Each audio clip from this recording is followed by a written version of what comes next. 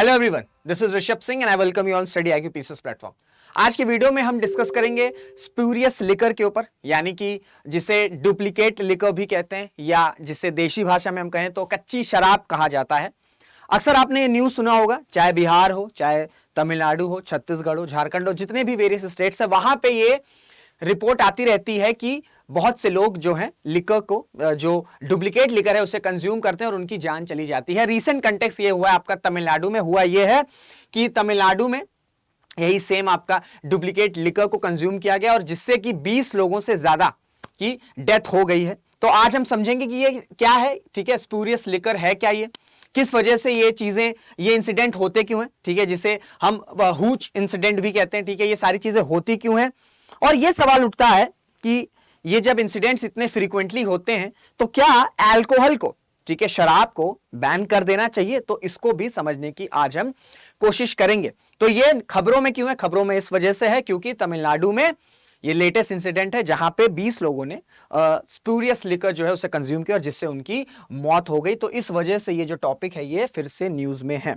अब देखिए, अगर हम लिकर की बात करें, ठीक है, वैसे मैंने ये सुना है बहुत से लोगों का जो कंज्यूम करते हैं लिकर, उनका ये मानना रहता है और उनका ये रीजन रहता है कि अगर आप उनसे बोलें कि आप ये शराब है या बियर है या कुछ भी, विस्की हो, रम हो, आप क्यों इसे कंज्यूम कर रहे हैं, तो उनका ये कहना रहता है कि यार लिटिल, मतलब छोटा सा, अगर हम थोड़ा सा कंज्यूम कर रहे हैं तो वो सेफ है, इट्स लाइक अ मेडिसिन।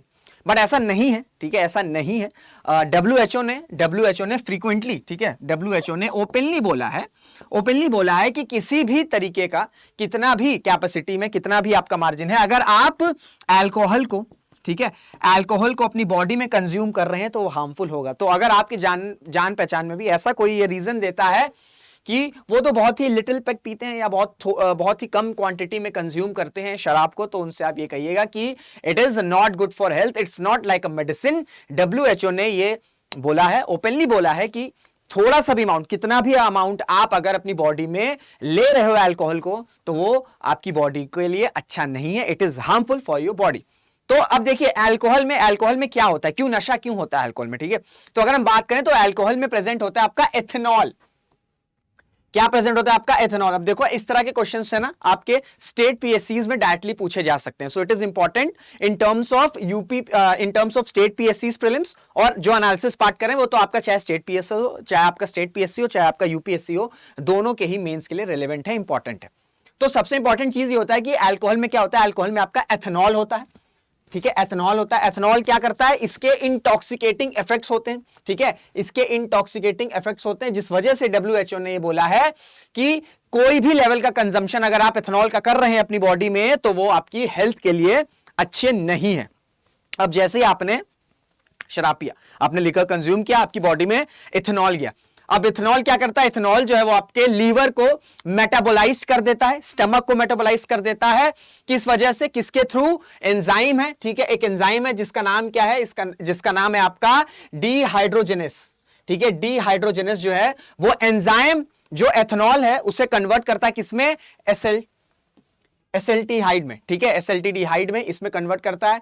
फिर जो आपका ये एल्डिहाइड, डीहाइड्रोजिनेस है एंजाइम, ये आपका एसिटिल्डिहाइड में इसको ट्रांसफर करके एसीटेट बनाता है। तो ये इसका मैकेनिज्म क्या है, एथेनॉल है, ठीक है। आपने एथेनॉल कंज्यूम किया, आपने लिकर कंज्यूम किया, आपकी बॉडी में एथेनॉल गया, ठीक है। एथेनॉल क्या करता है, एथेनॉल आपके लीवर को मेटाबोलाइज करता है, स्टमक को मेटाबोलाइज करता है। और वो किस वजह से करता है, वो एंजाइम है जिसका नाम क्या है, जो एंजाइम का नाम है आपका डीहाइड्रोजिनेस, ठीक है, डीहाइड्रोजिनेस। फिर जो आपका ये डीहाइड्रोजिनेस है, ये जो एंजाइम है, ये आपका एसिल्डिहाइड को किसमें ट्रांसफर कर देता है या किसमें कन्वर्ट कर देता है, एसीटेट में कन्वर्ट कर देता है। तो अगर अगली बार अगर आप किसी पार्टी में हैं, अपने दोस्तों के साथ अगर आप लिकर कंज्यूम कर रहे हैं, तो आप प्रॉपर्ली इस लिकर की मैकेनिज्म जो है वो बता सकते हैं कि देखो किस वजह से नशा होता है, एथेनॉल, एथेनॉल से फिर एंजाइम में ट्रांसफर होता है, फिर वो जो एंजाइम है एसिटिल्डिहाइड को आपका एसीटेट में कन्वर्ट करता है। तो ये प्रॉपर आपकी भैया मैकेनिज्म होगी, नेक्स्ट टाइम बैठोगे तो ये आप बता सकते हो। तो ये हो गया आपका नॉर्मल लिकर, ठीक है, जिसे हम ओरिजिनल लिकर भी कहते हैं, ठीक है, जो ओरिजिनल लिकर भी कहते हैं। तो ये जो मैंने अभी आपको मैकेनिज्म बताई एथेनॉल वाली, ठीक है, ये जो आपको मैकेनिज्म मैंने बताई, ये आपकी ओरिजिनल लिकर, जो, ठीक है, जो ओरिजिनल लिकर होती है, चाहे बियर हो, चाहे विस्की हो, चाहे रम हो, चाहे जो भी हो, ठीक है, कोई भी बेवरेजेस हो, उसमें ये है। अब आपका स्पूरियस लिकर यानी कि जो डुप्लीकेट है या जो कच्ची शराब है, ठीक है, जो कच्ची शराब जिसे कहते हैं, उसमें क्या होता है, देखो जहां आपका एथनॉल प्रेजेंट है, ठीक है, जहां एथनॉल प्रेजेंट है, वहीं अगर हम स्पूरियस लिकर की बात करें तो वहां पे भाई आपका प्रेजेंट है मेथनॉल, ठीक है, वहां पे क्या प्रेजेंट है आपका मेथनॉल। और मेथनॉल से ही रिलेटेड आपका FSSAI ने आपका मैक्सिमम परमिसिबल क्वांटिटी बताई है कि बहुत ही छोटी या बहुत ही कम क्वांटिटी में मेथनॉल जो है आप कंज्यूम कर सकते हैं। और साथ ही साथ 0.1 ml ऑफ प्योर मेथनॉल पर kilogram of body weight can be devastating, यानी कि अगर आप 0.1 ml प्योर मेथनॉल ले लेते हो ना, प्योर मेथनॉल की बात हो रही है, ठीक है, मिक्स मेथनॉल की नहीं, प्योर मेथनॉल अगर आप 0.1 ml भी लेते हो तो वो आपकी बॉडी के लिए डिवास्टेटिंग हो सकता है। तो इस वजह से आप सोच सकते हो कि जो मेथनॉल है, जो आपका मेथनॉल है वो कितना ज्यादा डेंजरस हो सकता है। जहां पे सिर्फ 0.1 ml लेते हो जब आप बॉडी में, तो उसका डिवास्टेटिंग इफेक्ट होता है। वहीं अगर हम स्पूरियस लिकर की बात करें या डुप्लीकेट लिकर की बात करें या इल्लीगल लिकर की बात करें, तो वहां पे अगर कोई ठीक ठाक क्वांटिटी में, ठीक है भाई, क्योंकि अगर कोई लिकर कंज्यूम करा तो ऐसा तो है नहीं कि वो 1 या 2 बूंद पिएगा, ठीक ठाक पिएगा, इतना पिएगा ना ताकि उसको नशा हो। तो जब नशा भर का क्वांटिटी मेथनॉल आपकी बॉडी में जाएगा, ठीक है, जिससे आपको नशा हो सके, वो क्वांटिटी थोड़ी ज्यादा तो होगी, ठीक है, थोड़ी ज्यादा तो होगी, ऐसा तो है नहीं कि 1-2 बूंद में आपको नशा हो जाए। तो जो भी व्यक्ति मेथनॉल की क्वांटिटी ठीक ठाक अमाउंट में लेगा तो उसकी बॉडी ऑब्वियस सी बात है उस मेथनॉल के इफेक्ट को बर्दाश्त नहीं कर पाएगी, ठीक है, इस मेथनॉल के इफेक्ट को बर्दाश्त नहीं कर पाएगी और कई बार तबीयत बहुत ज्यादा बिगड़ जाती है और इवेंचुअली क्या होता है, कई केसेस में डेथ भी हो जाती है। तो इस वजह से ये जो स्पीरियस लिकर है या आपका जिसे डुप्लीकेट लिकर या आपका इल्लीगल लिकर कहते हैं, इसमें मेथनॉल के प्रेजेंस के वजह से ये जो लिकर होता है ये काफी ज्यादा हार्मफुल होता है, डेंजरस होता है और कई केसेस में डेथ भी हो जाती है। अब जैसे मैंने आपको वो मैकेनिज्म बताया था ना, एथनॉल वाला मैकेनिज्म, वैसे ही थोड़ा सा मैकेनिज्म जो है वो मैं आपको थोड़ा सा मैकेनिज्म इसका बताता हूं जो आपका मेथनॉल करता है, ठीक है। मेथनॉल कैसे होता है, अब जैसे आपने मेथनॉल, ठीक है, जैसे आपने मेथनॉल कंज्यूम किया, जिसने भी मेथनॉल को कंज्यूम किया वो क्या करता है, वो मेटाबोलाइज करता है लीवर को, और किस वजह से, वही सेम ADH जो एंजाइम है, ठीक है, ADH जो एंजाइम है वो एंजाइम उस मेटाबोलाइज करता है और उसके बाद फॉर्मेल्डिहाइड में कन्वर्ट कर देता है, ठीक है, फॉर्मेल्डिहाइड में कन्वर्ट हो जाता है। यानी कि जो आपका मेथनॉल गया, मेथनॉल जो है वो ADH एंजाइम्स के थ्रू फॉर्मेल्डिहाइड में कन्वर्ट होता है। फिर जो आपका फॉर्मेल्डिहाइड है वो फर्दर कन्वर्ट हो जाता है फॉर्मिक एसिड में हो जाता है। और वो किस वजह से, वो होता है आपका ALDH एंजाइम्स। ये जो मैं एंजाइम्स में आपको बता रहा हूं ना, इसके सारे फुल फॉर्म्स मैंने यहां लिखे हुए हैं, ठीक है, जो सेम यहां पे एंजाइम्स है ना, ADH यानी कि आपका अल्कोहल डिहाइड्रोजनेस, ठीक है, फिर आपका ALDH, ठीक है, ये वही सेम एंजाइम्स है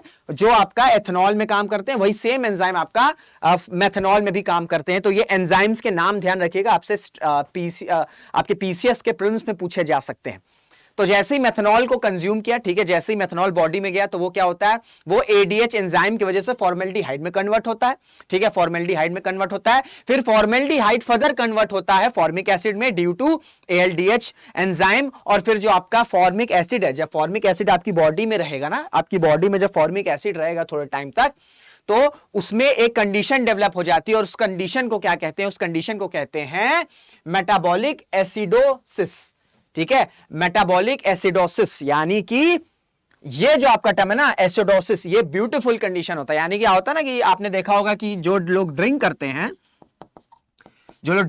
फिर वो झूमने लगते हैं, ठीक है, झूमने लगते हैं, उन्हें चीजें बहुत अच्छी लगने लगती है, एक हाई कॉन्फिडेंस आ जाता है। हालांकि ये बहुत ही जैसे आपने नशा किया आपका कॉन्फिडेंस हाई हो गया, पर जैसे ही आप जब आपका नशा उतरता है तो उसी स्पीड में आपका कॉन्फिडेंस भी उतर जाता है। तो कभी भी इन सब चीजों में मत पड़े। कॉन्फिडेंस जो है वो एक नेवर एंडिंग प्रोसेस है, वो आपके अंदर रहेगा, वो विद इन आपके अंदर है, ठीक है, मोटिवेशन हो, कॉन्फिडेंस हो, वो बाहर से आप एक्वायर नहीं कर सकते हो। अगर बाहर से एक्वायर भी कर रहे हो तो वो थोड़े टाइम के लिए रहेगा, बट जो आपके विद इन आपके कॉन्फिडेंस आ रहा है या मोटिवेशन आ रहा है वो आपका पूरी लाइफ तक या बहुत लंबे समय तक रहेगा और वही आपको लाइफ में आगे पहुंचाएगा।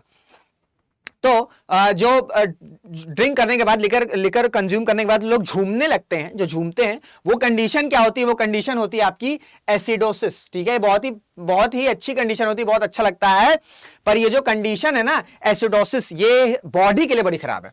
ठीक है, बॉडी के लिए बड़ी खराब है। ये क्या करता है? ये ब्लड लेवल कम कर देता है। ठीक है, अगर आप एसिडोसिस कंडीशन में है तो आपके बॉडी के ब्लड लेवल्स कम हो जाएंगे। ठीक है, आपके बॉडी के ब्लड लेवल्स कम होने लगेंगे। ठीक है, और आपकी बॉडी में एसिड का कंजम्पशन, एसिड की जो मात्रा है वो बढ़ने लग जाएगी। ठीक है, जो आपकी बॉडी में जो एसिड की मात्रा है वो बढ़ने लग जाएगी। इस वजह से जो आपकी बॉडी में जब आपकी एसिड की मात्रा बढ़ने लग जाएगी तो ऑब्वियसली बात है वो आपकी बॉडी के लिए